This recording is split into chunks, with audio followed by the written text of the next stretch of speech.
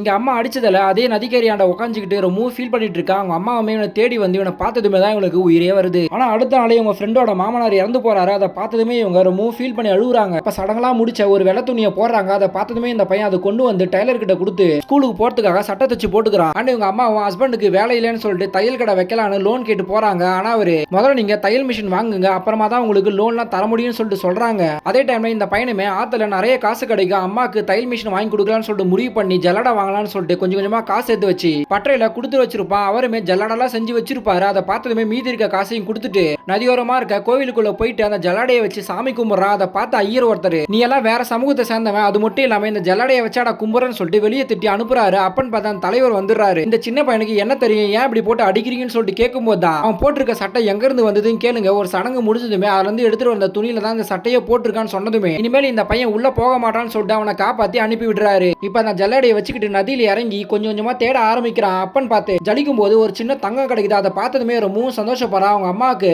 தையல் மிஷின்லாம் வாங்கி கொடுத்து ரொம்பவும் சந்தோஷப்படுறான். பார்த்தா தங்கத்தை வச்சுக்கிட்டு இவன் கனவு காண்டுட்டு இருப்பான். அப்பன்னு பார்த்து அந்த காசை பிடுங்கி சடங்கெல்லாம் செய்ய ஐயர் கூட ஒருத்த அடியாள் இருப்பான். அவன் இதை பார்த்துட்டு அந்த தங்கத்தெல்லாம் பிடுங்கிட்டு அந்த ஜல்லாடையை தூக்கி நதியிலேயே அடிச்சுட்டு அந்த பையனை தள்ளி விட்டு போயிடுறான்.